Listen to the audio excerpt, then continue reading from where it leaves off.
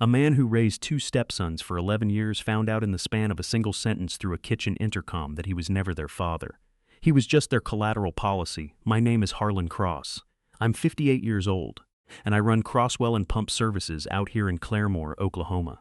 For 26 years, I've built this business from a single beat-up cable tool rig to 3 modern rotary trucks and a crew of 8 men who know what real labor feels like. I've hauled heavy drill pipe through solid Oklahoma limestone under a 102-degree August sun until my boots were filled with sweat and dust. I never had biological children of my own. Doctors never gave me a straight answer why, and eventually I stopped asking. Then 12 years ago, I married Brenda. She had 2 boys from a previous marriage. Trevor was 15, Dylan was 14, and she was bone-deep exhausted in that particular way single mothers get when they've been carrying the world on their shoulders alone. I showed up. I stayed. For 11 years, I did what a father is supposed to do. Or at least, that's what I thought the word meant in our house. You don't just marry a woman. You adopt the whole storm that comes with her. I didn't mind the storm. I embraced it.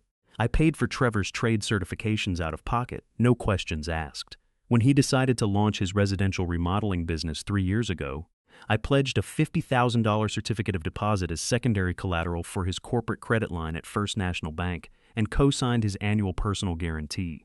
My cash was locked up, my credit was on the line, and I bore all the risk. Dylan was a different story. 25 years old, working 2 days a week for a local lawn care outfit and calling it a career. I owned a brick duplex over near Route 66, and I let Dylan stay in one unit for $400 a month while market rent was easily $2,000. I told myself I was giving him room to breathe. Turns out I was just giving him a reason never to grow up. I'm not a soft man. Decades of wrestling submerged pump lines out of 300-foot wells will beat the sentimentality out of anyone. But I had one soft spot, a 1968 Chevrolet C10 stepside painted midnight blue. I bought that truck as a rusted, half-dead frame 16 years ago from a farmer outside Olaga. It took me 10 years of nights and weekends in my garage to bring her back to life, rebuilt original V8, hand-stitched leather upholstery, and a mirror finish that took 4 coats of paint to get right. That truck was the only thing in my life I built entirely for myself, with no one else's name attached to it. Every year at the Claremore Auto Show, a wealthy local rancher named Vernon Big Vern Vance would corner me by that C10, open his leather checkbook, and say, $75,000 cash today, Harlan. And every year I'd smile and tell him, not for sale, Vern. She stays in my garage until I'm 6 feet under. I meant it. Every word of it. Then came a scorching Tuesday in late August. We were out on a job site off Highway 88, muscling a 60-pound submersible pump head onto a well casing. Suddenly my chest locked up. It wasn't a sharp pain, but a crushing weight, like someone set a diesel engine block directly on my sternum. I gripped the hoist lever so hard my knuckles turned chalk white. My lead hand, Tommy, pulled me off the deck, dialed 911, and inside 20 minutes I was in the ER at Hillcrest Hospital in Tulsa. My aortic valve was failing rapidly. The young cardiologist sat beside my bed and gave it to me straight. Mr. Cross, we can stabilize you here, but you need an emergency specialized valve repair. The best team for your condition is at the Heart Hospital in Tulsa. But because of out-of-network requirements and the urgent timeline, they require a $70,000 cash deposit secured within 72 hours to lock your spot in the surgical suite. Otherwise, the next opening is 6 weeks out. 6 weeks was a death sentence. My heart didn't have 6 weeks left. Brenda sat in the vinyl hospital chair, gripping my hand tightly with tears in her eyes. "We're doing this, Harlan," she promised, her voice trembling. "I'll go to the bank tomorrow morning and take out a HELOC home equity loan on the house. The equity is there. It'll clear in time, I promise you." They discharged me home to rest under portable oxygen monitoring for 2 days before the scheduled transfer. Brenda set me up in our upstairs bedroom, the machine humming softly beside the bed. On the nightstand sat a baby monitor-style intercom connected directly to the kitchen speaker downstairs, meant so I could call for assistance without straining my lungs. That first evening home, my throat felt like dry sandpaper from hours of forced oxygen. I just wanted a simple glass of water. Downstairs, I could hear the faint clatter of dinner plates, Brenda, Trevor, and Dylan eating together in the kitchen. I reached over to the nightstand, my fingers hovering an inch over the intercom talk button to ask Brenda to bring up some ice water. That was when Trevor's voice came through the small speaker, crisp, clear, and colder than a North Texas wind. "Mom, you cannot tap the house equity for this," Trevor said, his fork clinking casually against his plate. "Harlan is almost 60. What if he doesn't make it on the operating table? You'll be left destitute with a remortgaged house, and Dylan and I will have to support you for the rest of your life." My hand froze in midair. I didn't press the button, breathing quietly into my oxygen tube, listening. Dylan's lazy drawl came next. "Trevor's right, Mom. It's harsh, But it's math. 70 grand on a maybe? Harlan's had a good run. Besides, let's be real. Why would I pay rent on the duplex to a corpse? A corpse. That's what 11 years of fatherhood boiled down to in his mouth. Then Trevor dropped the ultimate hammer, leaning in toward his mother. And Mom, let's not pretend Harlan's assets are just sitting there untouched anyway. Last week before he collapsed, I took his company balance sheets from his home office desk and submitted them to First National to back my new private equipment loan. I used his credit profile as my primary financial guarantor. If you mortgage the house for his surgery and he dies, the bank freezes his estate, my business loan gets called in, and we all go under. We have to protect my business first. Downstairs, Brenda let out a quiet, wavering sigh. I know, boys. The doctor said there are no guarantees. If I risk the house and lose him anyway, I have nothing left for you two. An hour later, Brenda walked upstairs into the dim bedroom. She sat on the edge of the bed, brushed the hair from my forehead, looked me dead in the eye, and lied. The bank representative said our loan application wouldn't clear in time, honey, she whispered smoothly. It's out of our hands. I sat there with a throat so dry it burned to swallow, looking at the woman I had cherished for 12 years. I didn't scream. I didn't cry. I simply nodded like a man accepting a weather forecast. In that terrifying, silent moment, I finally realized the truth. I was never their father. I was just their insurance policy. And insurance policies don't get emotional. They just close the account. The darkness in my bedroom that night felt thicker than the Oklahoma heat outside. Brenda went downstairs after telling her smooth, practiced lie, leaving me alone in the dim glow of the oxygen concentrator's display. My throat was so dry it felt like raw wool, each shallow breath scraping against the back of my mouth. Downstairs, I could hear the rhythmic clatter of dishes being loaded into the dishwasher, followed by the faint murmur of the living room television. Not one of them brought up a glass of water. Not one footstep came back up those stairs to check if the man dying in the upper room needed a drop of moisture. I lay flat on my back, my eyes fixed on the ceiling fan turning lazily overhead, and I let the realization settle deep into my bones. 26 years of running heavy drilling rigs through rock had taught me one fundamental rule of survival. When a rig frame fractures under load, you don't pray for the metal to heal itself. You shut down the power, clear the deck, and secure the perimeter. At midnight, while Brenda slept soundly beside me, breathing with the easy, unbothered rhythm of a woman who had reconciled her conscience hours ago, I reached for my phone on the nightstand. My fingers were shaking slightly from medication and exhaustion, but my mind was clearer than it had been in 30 years. I scrolled to a contact I hadn't texted in months. Vernon Big Vern Vance. I typed out the message slow and steady in the dark, one thumb pressing the screen. Vern, it's Harlan. You still want the 68 C10? Need a cashier's check for $72,000 tomorrow afternoon. Cash on delivery. The reply came back in less than 3 minutes. A man like Vern keeps his phone on his nightstand because business never sleeps when you own 3,000 acres of ranchland. Harlan, for that midnight blue C10, name your hour. I'll have the flatbed and the cashier's check at your driveway by 2 o'clock. Everything all right? I typed back 5 words. I'll explain later. Just 2. 10 years of my life lived inside the frame of that Chevrolet. 10 years of Saturdays spent hunched over that engine bay, hand-stitching leather, polishing chrome until my knuckles bled, building the one thing on this earth that had only my name attached to it. And I let it go in the time it takes to boil an egg. Because somewhere between that kitchen intercom and Brenda's smooth lie, I had stopped being a sentimental father. I had become a practical man, and practical men don't beg for their lives from people who have already budgeted for their funeral. The next afternoon at precisely 2 o'clock, the low diesel rumble of a heavy flatbed truck echoed down our quiet cul-de-sac. Brenda had gone out an hour earlier to run errands for Dylan, something about picking up replacement plumbing fixtures for his side of the duplex. Trevor was off at a job site in Owasso. The timing was pristine. I sat on a wooden folding chair on the front porch, the portable oxygen tank resting beside my boots, watching through eyes heavy with fatigue. Vern stepped out of his heavy-duty Jubilee, a massive man with a silver mustache and a handshake that could crush oak. He took one look at me, pale, thin plastic tubing running up into my nostrils, moving with the slow, guarded posture of a man holding his ribs together, and his easy smile vanished. Harlan, son, what happened to you? Vern asked softly, stepping onto the porch. Aortic valve, Vern, I said, my voice raspy as dry gravel. Needs a surgical team down in Tulsa by tomorrow morning. Vern looked at me, then looked past my shoulder toward the closed garage door where my C10 sat. He let out a long, slow breath.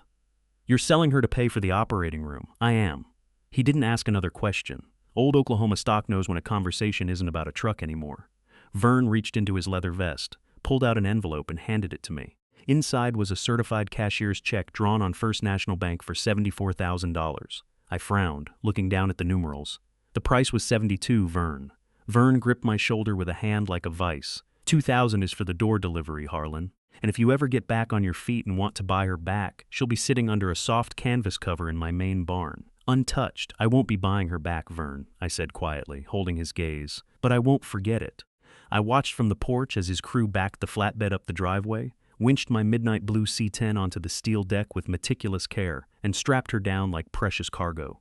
10 years of my sweat drove away down Route 66, disappearing into the heat shimmer of the afternoon. I didn't shed a tear. What I felt in my chest wasn't grief. It was a cold, crystalline clarity. The next morning, I didn't ask Brenda to drive me. I called a private medical transport unit, walked out to the curb on my own feet, and checked into the Heart Hospital in Tulsa with a $74,000 cashier's check tucked inside a blue manila folder. When the intake clerk asked for my primary insurance and emergency contact guarantee, I handed her the cashier's check, paid the full $70,000 deposit up front, and instructed the hospital billing department in writing that no financial notices or medical updates were to be sent to my residential address or shared with my spouse. The surgery took 4 hours. Dr. Alvarez and her cardiac team repaired the failing valve with mechanical precision. 85% success rate, and I landed squarely on the right side of those odds. When I was discharged 6 days later and returned home to Claremore, I was not the same man who had been carried out on a gurney. I was healed, yes, but more importantly, I was transformed. The first thing I did, still wearing a chest brace beneath my flannel shirt, was walk into a regional bank across town where I had never done business before. I opened a private sole proprietor business checking account under Crosswell and Pump Services, registered a new digital signature, and formally redirected all incoming corporate client payments away from the joint account I shared with Brenda. I said nothing to anyone. When Brenda noticed 2 weeks later that the joint account balance was hovering lower than usual, I told her flatly that hospital administrative holds were settling against the ledger. She believed it without a second thought, just as I had believed her lie about the bank loan 2 weeks prior.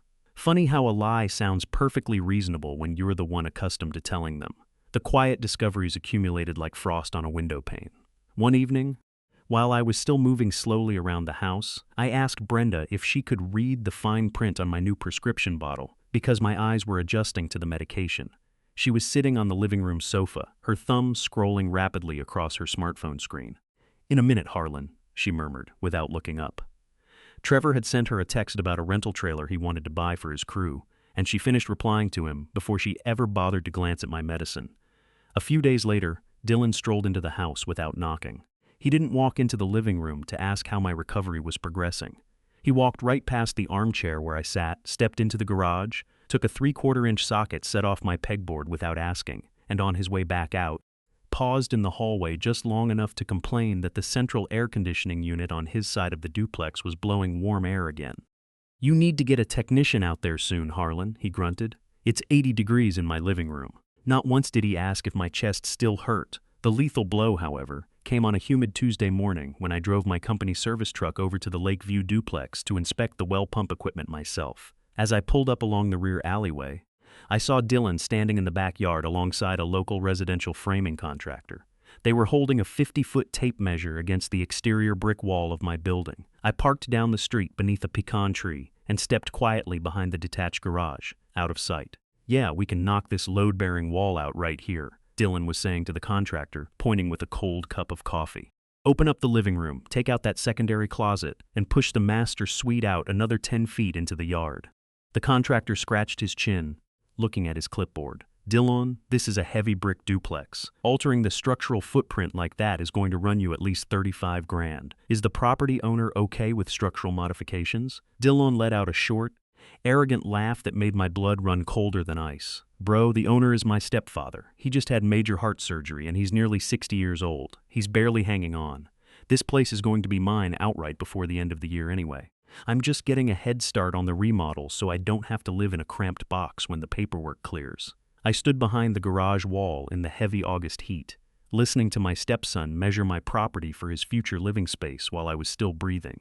He was paying $400 a month on a $2,000 market lease, doing zero maintenance and already drawing up renovation plans over my grave. I turned around, walked back to my truck, and sat in the cab for 10 long minutes. I didn't scream. I didn't confront him in the yard. I simply pulled out my notebook, wrote down the contractor's business name, and filed the memory directly into the evidence directory beside the kitchen intercom The time for passive observation was over. The audit was complete, and the settlement date was officially set. Exactly 2 months after my cardiac surgical team patched my aortic valve together in Tulsa, Brenda decided the time had come for a victory lap. She was glowing with that performative enthusiasm she brought out whenever she wanted the neighbors to see what a devoted Southern matriarch she was. "We need a proper family celebration, Harlan," she announced on a Sunday morning, smoothing down her apron in our kitchen. "You're fully recovered. The doctor cleared you for light work, and we ought to gather everyone at the dinner table to thank the Lord that you're still with us."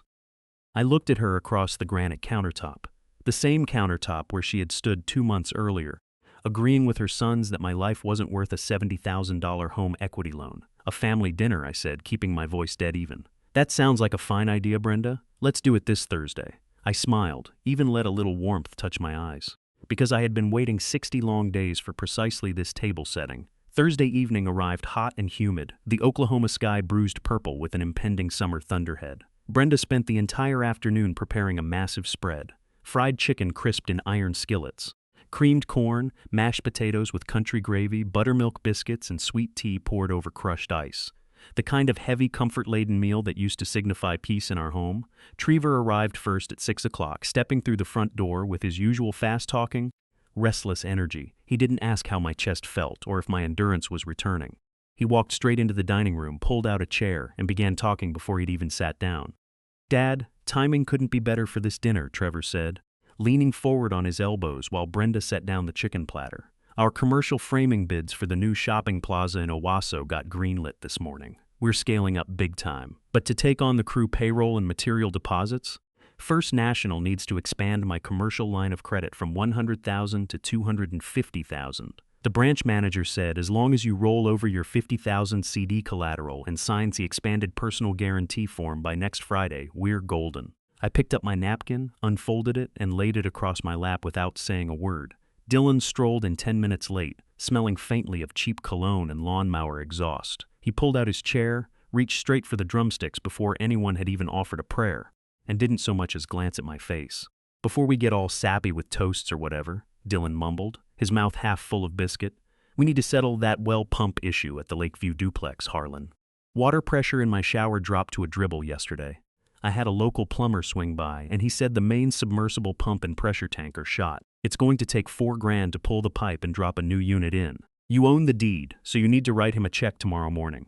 $4,000, I repeated softly, letting the number sit in the air between the fried chicken and the gravy boat. "Yeah, $4,000, Dylan said, entirely oblivious, grabbing a second drumstick. "I'm basically managing that property for you anyway, so you should handle the major capital expenses without making a big deal out of it." "Managing my property," I said, my voice barely above a whisper. From the same boy who sat in a lawn chair 2 months ago measuring my backyard to tear down load-bearing walls because he thought I'd be in a pine box before winter. The dining room went dead silent. The clatter of silverware stopped instantly. Dylan froze with his fork halfway to his mouth. Trevor blinked, his confident smile wavering around the edges like grease on paper. Brenda set down her sweet tea pitcher so hard the glass rattled against the mahogany table. "Harlan, what did you just say?" Brenda asked, her voice faltering. I didn't answer her with words. I reached calmly inside the breast pocket of my charcoal blazer, pulled out a thick, bright blue manila folder, and laid it squarely in the middle of the table, right between the platter of fried chicken and the bowl of creamed corn.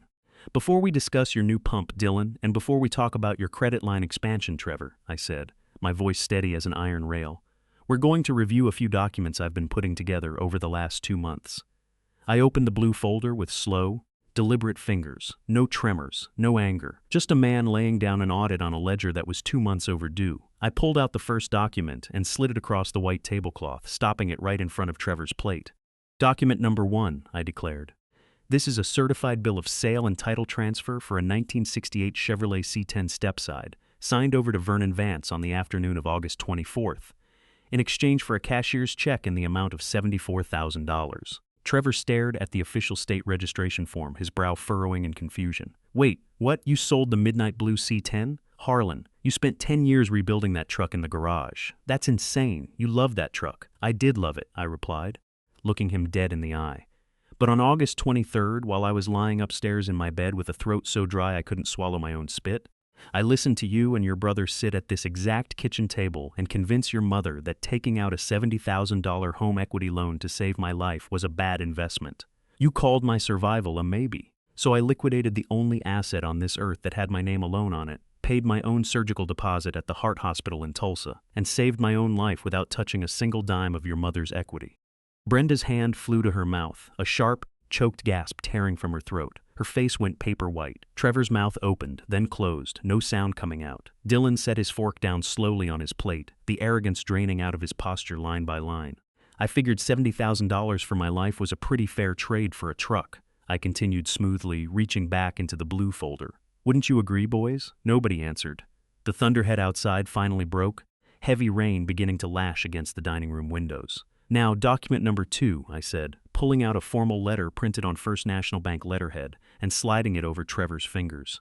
Since I am apparently such a high-risk asset who might die any given Tuesday, I went ahead and met with the senior commercial lending officer at First National 3 weeks ago. Turns out, the bank agreed with your assessment, Trevor. It is entirely unsafe for a man with a repaired heart valve to stand as personal guarantor on someone else's debt. Trevor grabbed the paper, his eyes scanning the lines as the blood drained completely from his cheeks. That is a formal notice of revocation, I explained, keeping my tone entirely conversational. Your commercial line of credit comes up for its annual review next Tuesday. I have officially revoked my $50,000 CD collateral and refuse to sign your annual personal guarantee. Effective immediately, the bank is freezing your operating line. You have 14 business days to provide replacement collateral from your own assets or pay down the outstanding balance in full. You can't do this, Trevor exploded, his voice cracking violently as he slammed his hand onto the table. That's my business, Harlan. That's my entire company. You're destroying everything I've built. No, Trevor, I cut in, my voice dropping into a register that usually cleared a rig deck. That was everything I built for you. You just managed it. And 2 months ago, over a kitchen intercom, you told your mother I wasn't worth protecting. So I stopped protecting your business. That isn't cruelty, son. That's just basic accounting. Before Trevor could scream back, I pulled out a stapled bundle of documents printed with official state tax seals and slid it directly into the center of the table. And while we're discussing your business ethics, Trevor, let's talk about this third document, I said, pointing directly at the red-inked stamp on the cover sheet. When I revoked my bank guarantee, my corporate accountant ran a full cross-audit on our shared commercial tax files. He discovered that over the past 2 fiscal years, you secretly routed over $18,000 in your company's equipment purchases and personal fuel expenses under my commercial tax ID number for cross-well and pump services to artificially lower your own tax burden. Trevor went rigid as iron, his eyes widening in pure terror. That is illegal corporate tax conversion, Trevor, I said coldly. And because I refused to go to federal prison for your fraud, my legal team filed a formal IRS Form 4039 identity theft affidavit and tax allocation correction with the Oklahoma Tax Commission this past Monday morning. I've completely separated my corporate tax liability from yours. The state tax auditors will be contacting your firm by the end of the week. You'll be settling that $18,000 discrepancy directly with the state of Oklahoma. Trevor collapsed back into his chair as if he had been struck with a sledgehammer, staring at the tax documents with hollow, unseeing eyes. The room was deathly cold, broken only by the sound of Brenda's quiet, panicked weeping into her cloth napkin. I turned my head slowly toward the other end of the table, locking my gaze onto Dylan. The youngest stepson had pushed himself back into his chair, trying to make himself as small as possible, but there is no shrinking away from a man who is holding the legal deed to your shelter. I reached back into the blue manila folder and pulled out the third document. It was a crisp, notarized letter bearing the bold letterhead of Apex Property Management, a no-nonsense real estate firm out of downtown Tulsa. I slid it across the polished mahogany, letting it come to rest right beside his plate of untouched fried chicken. Effect this morning, Dylan, I said, my voice dead calm. I have officially handed over total management and operational control of the Lakeview duplex to Apex Property Management. Because you have been coasting on a month-to-month handshake arrangement for 3 years, I have instructed their lead broker to issue you a formal legal 30-day notice of non-renewal. You have 2 choices. If you want to stay in that unit past the 1st of next month, you will sign Apex's standard commercial lease agreement at the current market rate of $2,100 a month. Otherwise, your 30-day eviction clock started ticking at 9 o'clock this morning. You have exactly 30 days to pack your things and vacate my property. Dylan's jaw dropped, his face flushing a mottled, furious red. $2,100 a month? Are you insane? You know I only work 2 days a week. I can't afford that in 30 days. You're putting me on the street over a broken water pump? No, Dylan, I said flatly, leaning back in my chair. I am putting you on the street because of years of you believing a massive financial discount was a debt I owed you, rather than a gift I gave you. Oh, and speaking of debts, I noticed you've been doing some unauthorized remodeling. Repainted the bedrooms? Put in new kitchen fixtures. And I believe you recently had a framing contractor out in the backyard measuring the load-bearing walls for a master suite expansion. Dylan froze, the color draining completely from his face as he realized I knew about his secret meeting in the yard. I own the property, Dylan, I continued smoothly. I see every single invoice and contractor that touches that dirt. I know you spent about $2,400 out of pocket on the paint and the fixtures. I never said anything because I thought you were trying to take pride in making the place feel like a home. But it turns out you were just trying to make it feel like it was legally yours, preparing to remodel it over my corpse. So, I will subtract that $2,400 from your final owed balance. You're welcome. Now you can use that savings to pay for a moving truck. I didn't raise my voice once.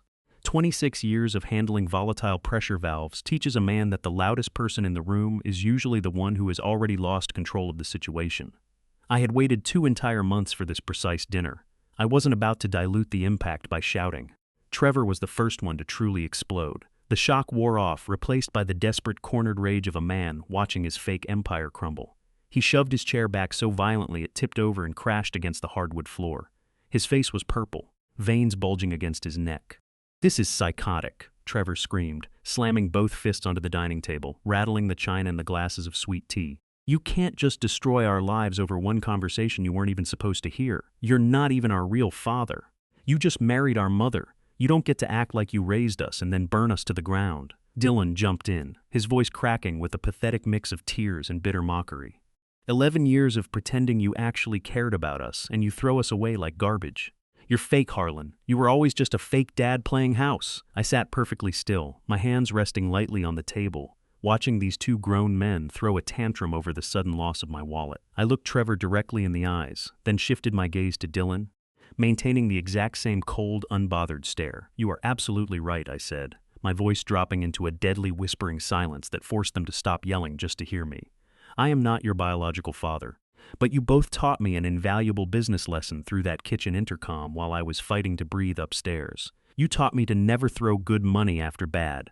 My investment in both of you ended the night you calculated my death over dinner." Suddenly, Brenda slammed her hands onto the table. The weeping widow act vanished, instantly replaced by the raw, venomous survival instinct of a woman realizing her financial host was detaching. Her eyes were hard, her tears instantly drying up as she glared at me across the spread of cold food. "You think you can just do this to my boys and walk away, Harlan?" Brenda hissed, her voice trembling with sheer malice. "You think you hold all the cards? We've been married 12 years. If you don't call the bank tomorrow and fix Trevor's credit, and if you don't cancel that eviction notice for Dylan right now, I swear to God I will file for divorce first thing Monday morning.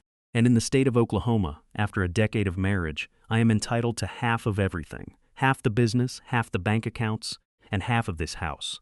I will force the sale of this very roof over your head to make sure my sons are taken care of." Trevor and Dylan looked at their mother, a brief, desperate glimmer of hope flashing across their faces. They thought she had just played the ultimate trump card. They thought they had finally backed me into a corner. I didn't flinch. I didn't blink. I simply reached back into the blue manila folder one final time. "I figured you might reach for that particular hammer, Brenda," I said softly, pulling out a thick, heavy-stock legal document bound with a silver notary seal. I placed it gently on top of the stack of their ruined lives. Brenda looked down at the document. The bold black lettering at the top read, "Prenuptial Asset Protection Agreement." "You seem to have forgotten the paperwork we signed 12 years ago in downtown Tulsa, 2 weeks before our wedding," I said, tapping my index finger against the notary stamp. "You were marrying a man who already owned a heavy drilling company and substantial real estate. My corporate attorneys didn't forget. In this agreement, which you signed in the presence of your own independent counsel, you explicitly waived any and all claims to assets acquired by me prior to our marriage." Brenda's breath hitched, her eyes darting frantically across the legal text. "I built Crosswell and Pump Services 14 years before I met you," I continued, each word landing like a hammer blow. "I bought the Lakeview duplex 8 years before I met you, and as for this house," I pulled out a separate, yellowed piece of paper from the back of the agreement. "This is the original cashier's check receipt and deed of trust from when I bought this property in cash, 3 years before you ever learned my name. Under Oklahoma property law and the ironclad terms of this prenuptial agreement, you are not entitled to a single square foot of this real estate, nor a single dime of my corporate equity. The silence that followed was absolute. The rain lashed furiously against the windows, the only sound in a room where 3 people had just realized they were utterly, irreparably ruined. File for divorce on Monday morning if you want, Brenda, I said, leaning forward, looking into the terrified eyes of the woman who had traded my life for her son's comfort. But understand this. You will walk out of this house with exactly what you brought into it 12 years ago. Nothing. The fallout from that Thursday dinner descended upon my family with the cold, unyielding velocity of an Oklahoma blizzard. Within 48 hours, the financial safety net I had spent 11 years weaving around Trevor and Dylan disintegrated completely, leaving them exposed to a world that offers zero sympathy to men who mistake someone else's generosity for their own success. For Trevor, the collapse was immediate and violent. When First National Bank froze his commercial operating line of credit on Tuesday morning, his entire remodeling operation ground to a screeching halt. Unable to draw funds for payroll or pay supplier invoices for the Owasso commercial job, his subcontractors walked off the site by Wednesday afternoon. Without my $50,000 CD acting as secondary collateral, no reputable bank or credit union in Rogers County would touch his corporate debt profile, especially after my tax affidavit alerted state auditors to his accounting irregularities. To keep his suppliers from filing mechanics' liens against his personal assets, Trevor was forced into a desperate fire sale. He listed his prized 24-foot fiberglass ski boat, the one he had bragged about at every family barbecue, selling it for pennies on the dollar to a buyer from Fort Smith. When that wasn't enough to cover the immediate cash deficit, he took out a high-risk private hard money loan from a secondary lender in South Tulsa at a predatory 28% interest rate. For the first time in his adult life, Trevor wasn't playing the visionary contractor. He was drowning in compounding debt, sweating through 80-hour work weeks just to pay off the interest on a mistake he made over a dinner table. Dylan's fall was equally swift, but far more humiliating. True to their reputation, Apex Property Management didn't give him an extra inch of leeway. On day 30 of his notice of non-renewal, 2 uniformed deputies from the Rogers County Sheriff's Office showed up at the Lakeview duplex to oversee his departure. With no savings, a maxed-out store credit card, and an income based on working 2 days a week, Dylan couldn't come close to qualifying for the $2,100 market lease. He dragged his clothes, his television, and his scattered belongings out to a rented utility trailer, moving into a cramped, 40-year-old one-bedroom apartment off Highway 46, a unit with thin walls, rusted window frames, and noisy neighbors. To pay the rent and cover the higher security deposit, reality forced his hand. He took a full-time, 12-hour shift as a crew laborer for a commercial landscaping company out of Broken Arrow. Every morning at 5:30, the boy who used to sleep until noon was out in the blazing heat, loading heavy mulch bags and pushing commercial mowers, earning an honest wage the hard way because his father figure was no longer there to subsidize his laziness. Back at the house in Highland Park, the dynamic between Brenda and me transformed permanently into something sterile, cold, and calculated. The morning after the dinner, I moved my clothes, my personal papers, and my footwear out of our master suite and into the small guest bedroom at the far end of the hallway. I brought in a simple frame bed, set up my desk, and locked the door behind me. When Brenda confronted me in the kitchen that evening, her eyes red-rimmed, her voice trembling with a mixture of fear and leftover resentment, I didn't yell. I sat down at the island, set my black coffee down, and laid out the new terms of our existence. "Let's be crystal clear about where we stand, Brenda," I said, my voice as flat and unyielding as a piece of cold steel. 12 years ago, I stood in a church in front of God and a preacher, and I swore a vow to provide for you. I am a man of my word, and I will not break a sacred oath simply because you broke yours. I will continue to pay the property taxes, the electric bill, the water bill, and I will keep this kitchen stocked with groceries. You will have a roof over your head and food on your table. But understand this. Our marriage died on the night you sat at that intercom, agreed with your sons that my life wasn't worth a $70,000 home loan, and then walked upstairs and lied straight to my face while I was choking on dry air. Brenda swallowed hard, tears welling in her eyes. "Harlan, please, we were scared. Don't insult my intelligence, Brenda," I cut in coldly, raising a single finger to stop her. "From this moment on, this house is a business arrangement, nothing more. We are 2 business partners occupying opposite ends of a building to fulfill a legal and moral contract. There will be no shared meals, no shared bedrooms, and no emotional appeals. You wanted to protect your son's financial comfort over my life? Now you get to live with the exact comfort you budgeted for. If the isolation inside our home was a slow poison, Brenda's confrontation with the outside world was a sudden, public execution of her social standing. For a decade, Brenda had built her entire identity in Claremore around being the respectable wife of Harlan Cross, the prominent owner of Cross Well and Pump Services. She chaired church committees, hosted garden club lunachons, and walked through local markets with the easy posture of a woman backed by solid Southern wealth. But in a small Oklahoma town, true stories travel faster than a prairie fire. The secret hadn't stayed hidden. Vernon Vance, despite being a man of high honor, had been forced to explain to a few key cattlemen why Harlan Cross's famous Midnight Blue C10 was suddenly parked inside his barn. When asked, Vern simply spoke the truth. Harlan needed 70 grand in cash for emergency heart surgery down in Tulsa, so he sold me his truck on 30 minutes' notice. From there, the regional banking community connected the dots. Loan officers at First National couldn't keep their mouths shut about Trevor's revoked guarantee, and word quickly leaked through the trade networks that Harlan had stripped his stepsons of their financial backing and filed tax fraud affidavits against Trevor. The social reckoning hit Brenda full force on a bright Saturday morning at the local farmers market near the old depot. She had walked in wearing her Sunday dress, stepping up to her usual produce vendor, a woman she had known for 8 years. When Brenda reached for a basket of peaches, the vendor didn't smile. She slowly pulled the basket back across the wooden table, her face set in a hard, disapproving scowl. "Morning, Brenda," the woman said, her voice loud enough for 3 nearby church acquaintances to hear clearly. "Heard Harlan's back on his feet after his big heart surgery down at Tulsa. Must have been awful scary for him, having to sell his prized Chevy truck just to pay his own hospital deposit." Brenda's face flushed bright red. "Well, it was a complicated medical situation. I'm sure it was real complicated." A neighboring craft vendor chimed in from across the aisle, folding her arms tightly over her chest. "Word around the credit union is that your boys were real worried about the house equity getting tied up. Funny how Harlan worked 26 years in the Oklahoma heat to build that business, and when his heart gave out, he had to sell his own life's work off while his family held on to the purse strings." Brenda stood frozen in the middle of the crowded aisle, feeling the sudden, suffocating weight of dozens of cold, judging eyes staring at her from every booth. Whispers rippled through the crowd like dry leaves in the wind. Women she had had tea with for years turned their backs, pretending to inspect jars of honey. Men who did business with my well company tipped their hats to her with icy, minimal politeness before turning away.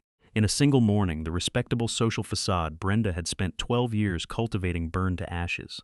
Everyone in Claremore knew the truth. Brenda Cross and her 2 spoiled sons had left Harlan Cross to die over a financial calculation, and the old well driller had survived, stripped them clean, and left them standing in the public cold. She fled back to her car in tears, realizing that while I had kept a roof over her head, her reputation in our town was permanently ruined. It has been 4 months since that storm broke over our dinner table, and autumn has finally settled across Rogers County. The stifling August heat that nearly took my life has given way to crisp October winds that blow crisp pecan leaves across the gravel driveway. My chest incision has healed into a thin, clean line hidden beneath my work shirt. My pulse beats strong and steady, and my doctor down in Tulsa says my heart numbers are better than they've been in a decade. On a quiet Saturday evening, after the crew had packed up the rotary rigs for the weekend, I walked out to the backyard detached garage. I flipped the heavy wall switch, overhead fluorescent lights humming to life one by one, illuminating the concrete bay. The garage was empty. For 10 years, the center of this concrete floor was occupied by my midnight blue 1968 Chevrolet C10 stepside. For 10 years, every weekend bore witness to my hands working over that frame, polishing chrome, hand-stitching leather, rebuilding that V8 engine until she purred like thunder. Today there are no tire marks on the floor, no smell of fresh wax or motor oil, just clean, open concrete beneath a canvas cover folded neatly on an overhead shelf. I stood there in the quiet stillness, hands resting in my coat pockets, and I let my eyes trace the empty space. A lot of folks in town still ask me if I miss that truck.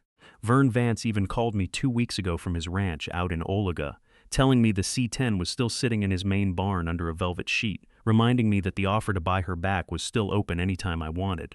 I told Vern the same thing I'll tell anyone who asks. I don't regret selling that Chevrolet for 1 single second. That truck didn't just buy my entry into an operating room at the Heart Hospital in Tulsa. It bought me the absolute unvarnished truth. It bought me my freedom from an 11-year illusion. 10 years of my manual labor on a metal frame was a small price to pay to expose the real hearts of the people sleeping under my own roof. My life today is different, stripped down to pure, solid bedrock. Cross Well and Pump Services is operating at peak efficiency. I personally oversee every drilling contract, audit every equipment ledger, and handle our commercial bank accounts through my private checking system across town. Every dollar my crew earns stays firmly under my control. I am no longer pledging $50,000 certificates of deposit to back an ungrateful stepson's corporate debt, nor am I bankrolling a $2,000 a month property discount for a boy who couldn't be bothered to bring me an ice cube while I was dying. The heavy financial burden of subsidizing 3 entitled lives has been lifted off my shoulders, and for the first time in 26 years, my business belongs entirely to me. Brenda and I still live beneath the same roof in Highland Park. We walk past each other in the hallways like two passing ships in a fog. She stays in the master bedroom. I keep my simple frame bed in the guest room at the end of the hall. Every month on the 1st, I write a single check from my corporate account that covers the property taxes, the electric bill, the water bill, and a generous allowance for groceries. I place it on the kitchen island. She takes it without a word, and the silence resumes. Sometimes in the quiet hours of early morning, I catch her standing by the coffee maker, looking across the granite countertop at me with eyes full of unspoken regret.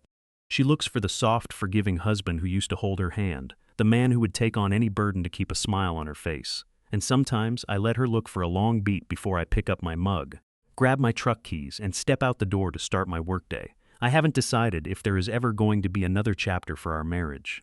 Maybe there is, maybe there isn't, but I am in no hurry to write it.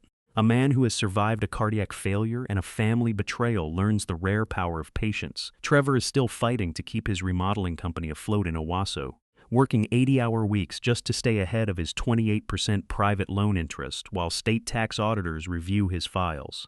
Dylan is still waking up at 5:30 every morning in his cramped one-bedroom apartment off Highway 46, loading heavy mulch bags for a commercial landscaping crew in Broken Arrow, finally learning what an honest day's labor actually feels like. Neither of them calls my phone anymore, and I don't call theirs. They wanted to live in a world where Harlan Cross didn't exist as their financial safety net. Now they get to build a life in that exact reality. Preachers and self-help gurus love to tell you that forgiveness is the ultimate mark of a strong man. They stitch it on pillows, preach it from pulpits, and tell you that letting bygones be bygones is the only way to heal. But I learned a very different lesson lying flat on my back in that upper bedroom 4 months ago, hooked to an oxygen line, throat burning with thirst, listening through a baby monitor intercom to my family budget around my death. Forgiveness is for people who made an honest mistake. Account closures are for people who calculated your death over a plate of fried chicken. A man who forgives too quickly without demanding accountability isn't being noble. He's just teaching the people around him how to hurt him again. I didn't abandon my family at that dinner table. They abandoned me first through a kitchen speaker on a scorching Tuesday in August while I was too weak to reach for a talk button. I simply balanced the ledger and caught up to where they had already left me standing. I turned off the light in the empty garage, pulled the heavy door down until the latch clicked into place, and walked out into the cool Oklahoma night. The air tasted clean, crisp, and full of life. You should have just brought me that glass of water, Brenda. That's all I asked for that night, just a single glass of water. I never got it, but I got my life, my self-respect, and my business back. And that, it turns out, was worth more than $70,000 could ever buy. Thank you so much for listening to this story of Oklahoma grit, cold accountability, and the real cost of standing your ground when your family turns their back on you. If Harlan's journey resonated with you and reminded you of the absolute importance of self-respect and boundaries, please hit that like button, subscribe to the channel, and turn on notifications so you never miss our upcoming audio dramas. Drop a comment down below and let me know where in the world you are tuning in from today. I read every single one of your messages. Until next time, keep your standards high, protect what you've built, and take good care of yourselves out there.